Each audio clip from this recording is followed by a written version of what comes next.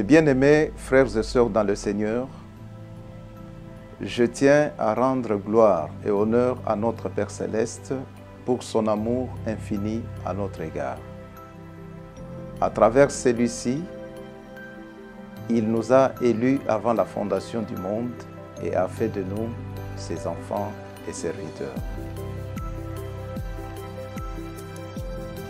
Depuis mon adresse du 26 octobre 2022 relative à ma position quant à la nouvelle révélation, vous êtes nombreux à travers le monde à avoir accepté de soutenir la voie de l'authenticité de l'enseignement de Christ nous légué par nos pères spirituels. Il est de mon devoir à présent de pouvoir vous communiquer en quelques lignes ce que nous devons savoir sur cette authenticité. La mission que notre Seigneur Jésus-Christ a confiée à l'apostolat se résume en ces termes. Prends soin de mes agneaux, nourris mes brebis et prends soin de mes brebis.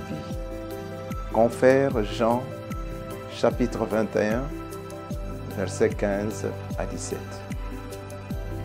Comment prendre soin des agneaux et des brebis et comment nourrir les brebis de Christ?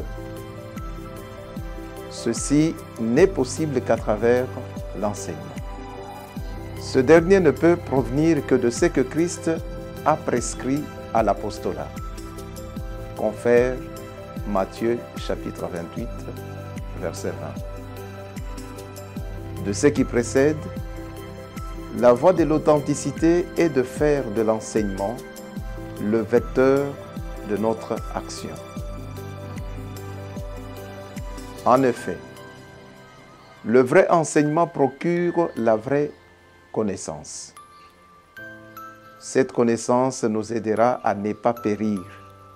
Confère Osée, chapitre 4, verset 6. Une commission est déjà mise en place pour produire un arsenal d'enseignement pour les enfants, les jeunes, les fiancés, les mariés et les frères du ministère, en vue d'assurer les soins pastoraux aux différentes couches des enfants de Dieu. Toutes ces connaissances auront comme effet de stabiliser la vie des enfants de Dieu, confère Proverbes chapitre 24, versets 3 à 6. D'augmenter l'amour de Dieu, confère 1 Jean 3. De nous rendre capables de lutter contre le péché, confère 2 Pierre chapitre 1, versets 3 à 11. D'hériter la vie éternelle. Confère Jean, chapitre 17, verset 3. En outre, l'enseignement authentique est de croire en la Trinité divine, aux 3 sacrements, en la vie après la mort, en le processus de la première résurrection, au jugement dernier et en la nouvelle création. La réussite de cette vision dépend de notre engagement et de notre esprit de sacrifice. Par ailleurs, l'organisation administrative et structurelle nécessite des grands sacrifices de chacun de nous.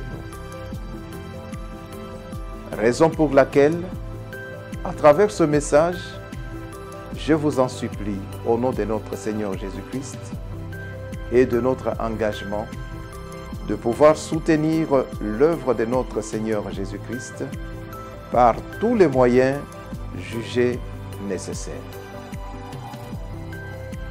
Avec une gestion transparente et orthodoxe, je crois que tous ces sacrifices contribueront au développement de l'œuvre de notre Père Céleste. Toutefois, je vous exhorte à la sanctification et à la vie de prière.